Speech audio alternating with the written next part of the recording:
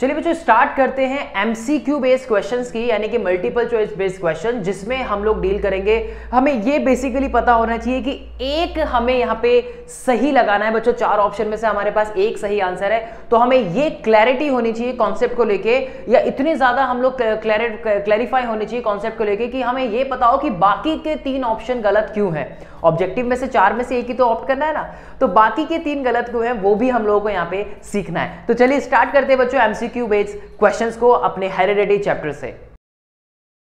हम आ गए हैं अपने अगले पार्ट में बच्चों, जिसमें हम सॉल्व करेंगे कॉम्पिटेंसी बेस्ड क्वेश्चन को, यानी कि ऑब्जेक्टिव क्वेश्चंस को। अभी तक हमने काफी सारे सब्जेक्टिव क्वेश्चंस की बात की, अब हम सॉल्व करेंगे ऑब्जेक्टिव क्वेश्चन में।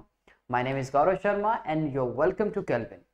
स्टार्ट करते हैं बच्चों पहले क्वेश्चन को और देखते हैं कौन से कॉन्सेप्ट पे वो सवाल जो है वो पूछा गया है। सवाल है पहला हमारे सामने, a cross between toll P plant and a short plant pea plant resulted in the progenies that were all tall plants because of tallness. क्या एक रेसेसिव ट्रेट है बच्चों। सीधा सीधा यहाँ पे मोनोहाइब्रिड क्रॉस को बता रहा है।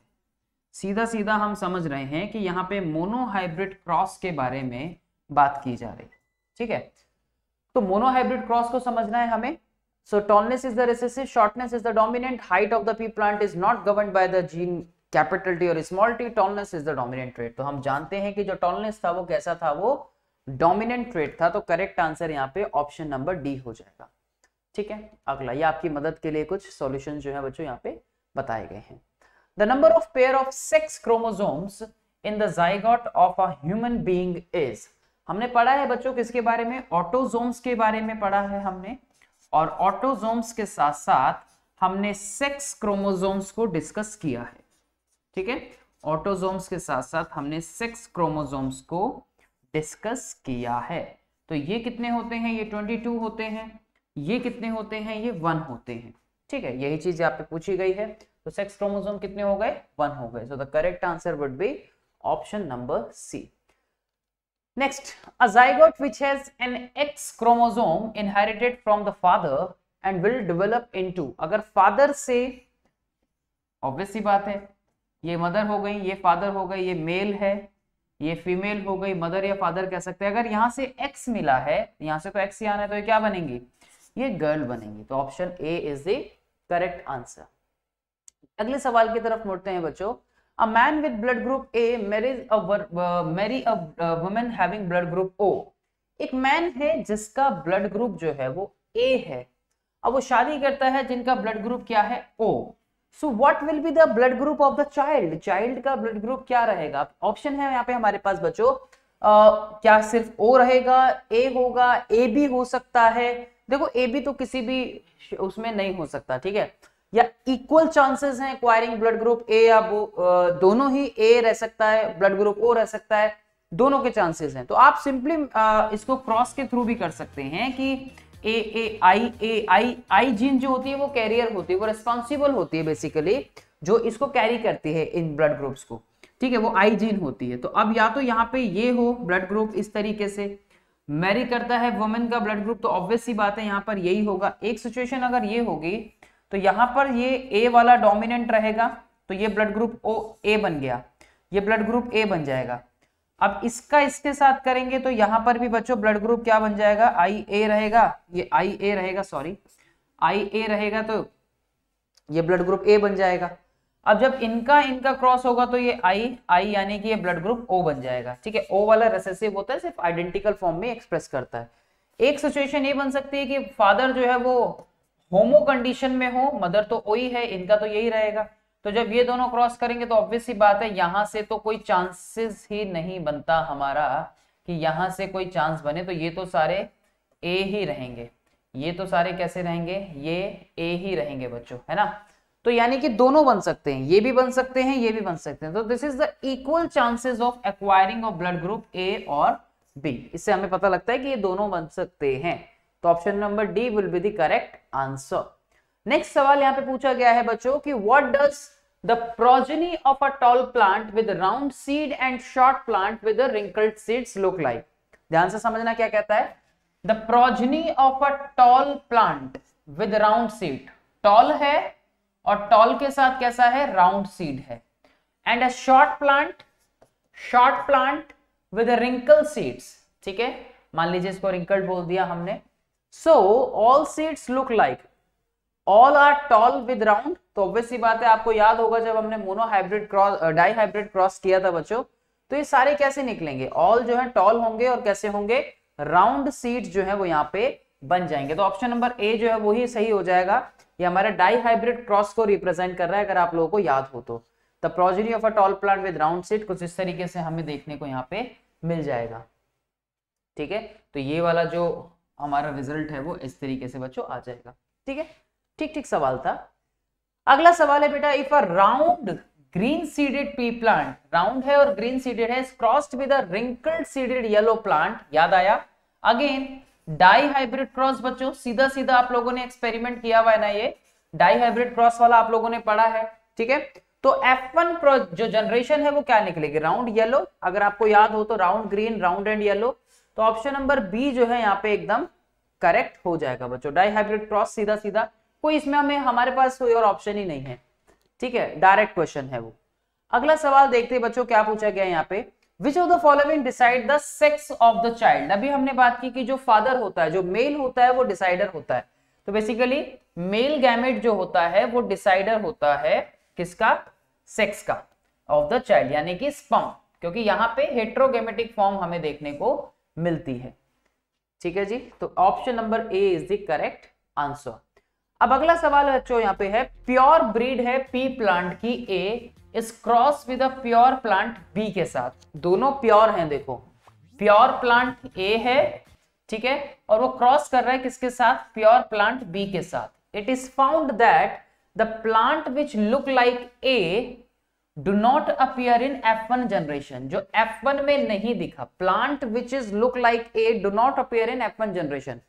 देखो F1 में तो वही दिखेगा ना जो कैसा होगा, डोमिनेंट होगा, ठीक है, जो कैसा होगा, डोमिनेंट होगा, ठीक है। हम इसको पूरा लिख देते हैं यहाँ पे, जो कैसा होगा, डोमिनेंसी शो करेगा, या जो डोमिनेंट होगा वही हमें देखने को मिलेगा, ठीक है।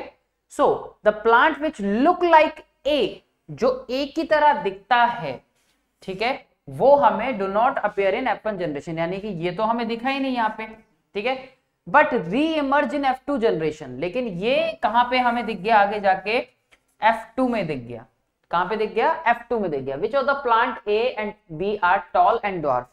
तो मान लीजिए कि जो ए वाला है हमें इसमें नहीं दिखा, तो ए वाला कैसा हो गया, ड्वार्फ हो गया, ठीक है, और बी वाला कैसा हो गया, टॉल हो गया।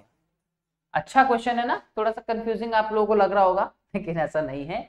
ए is dwarf and B is A are tall, B are dwarf. तो ए कैसा है, ड्वार्फ है हमारा, और बी कैसा है, टॉल है। तो ऑप्शन नंबर डी जो है बच्चों यहाँ पे करेक्ट एकदम बन जाएगा, ठीक है, ऑप्शन नंबर डी जो है वो करेक्ट एकदम यहाँ पे बन जाएगा। अगला देखते हैं। अब इस तरह के क्वेश्चन ना, कोई भी क्वेश्चन हो बच्चों, आप लोग अगर मोनो हाइब्रिड क्रॉस और डाई हाइब्रिड क्रॉस अच्छे से सीखा हुआ है ना आप लोगों ने, आप किसी भी तरह का क्वेश्चन आ जाए बच्चों, आपको क्रॉस बनाना है सीधा। सबसे पहले आप लोगों को ध्यान रखना है कि हम क्रॉस बना के करेंगे, जो जो बात हमें क्वेश्चन में गिवन है हम उसको लिखेंगे। मैं कहता हूं आप एक भी क्वेश्चन ना इस मेंडल के क्रॉस का गलत नहीं करोगे। और बच्चों एक क्वेश्चन जरूर आता है मेंडल साहब के एक्सपेरिमेंट से, क्योंकि पूरी जेनेटिक्स इसके ऊपर बेस्ड है, हर साल पूछते हैं क्वेश्चन, ये ध्यान रखना। अगला क्वेश्चन है, human if gene B gives brown eyes. अब मान लो कोई जीन है, ये हमें ब्राउन कलर दे रही है, and gene B gives blue eyes. अब ये वाला कैसा दे रही है, ये ब्लू दे रही है, लिख लो ना सीधा सीधा। और बी कैसा दे रही है, हमें ब्राउन दे रही है। कैसा दे रही है बेटा, ब्राउन दे रही है, right. So what will be the colour of the eye of the person having combination of capital B small B. अब देखो, अब मान लीजिए हमारे पास ये आता है कैपिटल बी स्मॉल बी, एक तो इसने ये बोला सिचुएशन नंबर 1, और नंबर 2 में बोलता है कौन सा, कैपिटल बी कैपिटल बी, दो ही तो बोला। तो बेटा ये वाली भी डोमिनेंट रहेगी, यानी कि ये वाली भी कैसा रहेगा, ब्राउन रहेगा, और ये वाला भी कैसा रहेगा, ये तो होमो कंडीशन में, ये भी ब्राउन रहेगा, तो दोनों ही ब्राउन हो गए। तो ब्राउन ब्राउन किसमें है, ब्राउन ब्राउन इसमें है। तो option number C will be the correct answer, ठीक है, option number C is the correct answer है, राइट। अगला question, cross between two individual result in a ratio of 9:3:3:1। कौन सा क्रॉस है इसे हम बोलते हैं डाई हाइब्रिड क्रॉस, ठीक है। आगे बोलो 4 possible phenotype of progeny, this is an example. ओहो सीधा, ये तो डाई हाइब्रिड क्रॉस हो गया, डायरेक्ट पूछा गया, इसमें तो हमें कुछ करना ही नहीं है। अगला देखो जरा, अगला option number B will be the correct answer. Next question देखो बेटा, exchange of genetic material takes place in, बेटा याद है ना हमने क्या पढ़ा था, डीएनए कॉपिंग पढ़ी थी बेटा। क्या पढ़ा था हमने, डीएनए कॉपिंग के बारे में बात की थी शुरुआत में इस चैप्टर में, जब आप लोगों ने पढ़ा होगा। तो DNA copy vegetative propagation is a type of asexual reproduction, asexual तो वैसे ही नहीं होगा, ये तो हट गया, बडिंग भी उसी का पार्ट है, तो बचा क्या, सेक्सुअल रिप्रोडक्शन। तो correct answer is sexual reproduction, option number सी।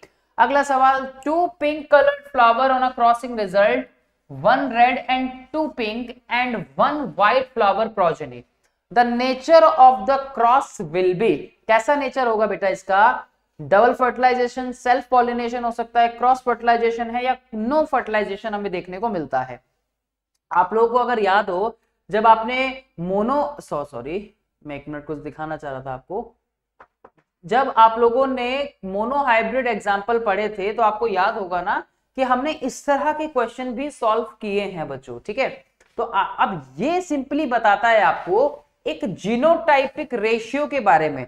मैं आपको वापस लेके जाता हूं, जब आप लोगों ने मोनो हाइब्रिड क्रॉस को पढ़ा था, तो उस मोनो हाइब्रिड क्रॉस में बेटा हमने 2 चीजें पढ़ी थी, एक था 3:1 जो कि एक फिनोटाइपिक रेशियो था, और एक हमने पढ़ा था 1:2:1 जो कि हमारा जीनोटाइपिक रेशियो था।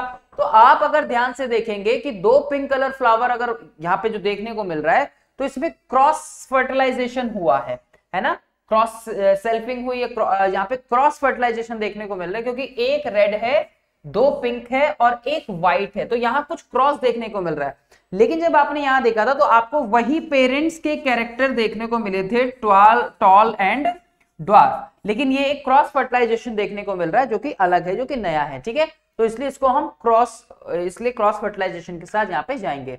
अगला सवाल पूछा गया है, which of the following statement is incorrect, कौन सी इनकरेक्ट है। For every hormone there is a gene, शुरुआत में पढ़ा था हमने, बिल्कुल हर एक हार्मोन के लिए यहाँ जीन प्रेजेंट होती है, चाहे आपकी हाइट के लिए हो, व्हाटएवर कलर के लिए हो, सबके लिए। For every protein there is a gene, protein के लिए भी जीन है, ये बात भी बिल्कुल ठीक है। For production of every enzyme, enzyme is a kind of the proteins, तो इसका मतलब उसके लिए भी जीन है, बिल्कुल ठीक है। For every molecule of a fat there is a gene, no, यहाँ पे तो एक तरह की सेल्स होती है ना, ये एडिपोसाइट्स वगैरह जैसे, every molecule of a fat, no, तो ये स्टेटमेंट नहीं होगी, ठीक है, ये इनकरेक्ट हो गया। तो option number D will be the correct answer, ठीक है। The maleness of a child is determined by Y chromosome in a zygote, the cytoplasm is determined by chance. Basically यहाँ पे ऑप्शन नंबर बी होना चाहिए, the most probably है the Y chromosome in zygote, ठीक है। Direct question है, a zygote which has an X chromosome inherited from the father will develop into the girl. Direct question है, ठीक है, हमें कोई इसमें वक्त जाया करने की जरूरत बिल्कुल भी नहीं है। अगला सवाल, ऑल राइट। तो बच्चों ये थे कुछ objective type question, I hope कि आप लोगों को ये अच्छे से समझ आए हो और आप लोगों को कुछ वाकई में सीखने को मिला हो इन कॉम्पिटेंसी बेस्ड क्वेश्चन से। अभी के लिए इतना ही, मिलूंगा आप लोगों से नेक्स्ट लेक्चर में। इन क्वेश्चंस की आप रिवीजन करें अच्छे से, जो कि आपके बोर्ड्स में, आपके एग्जाम में, आपके टेस्ट में, आपके यूनिट टेस्ट में काफी जगह आपको हेल्प करेंगे। आई होप कि आप लोगों ने एमसीक्यू बेस्ड क्वेश्चन से काफी सारी चीजें सीखी हो बच्चों, और आपके कॉन्सेप्ट क्लैरिटी में और भी ज्यादा चीजें ऐड ऑन हुई हो। इस वीडियो में इतना ही बच्चों, मिलूंगा आप लोगों से नेक्स्ट वीडियो में। Thanks for watching.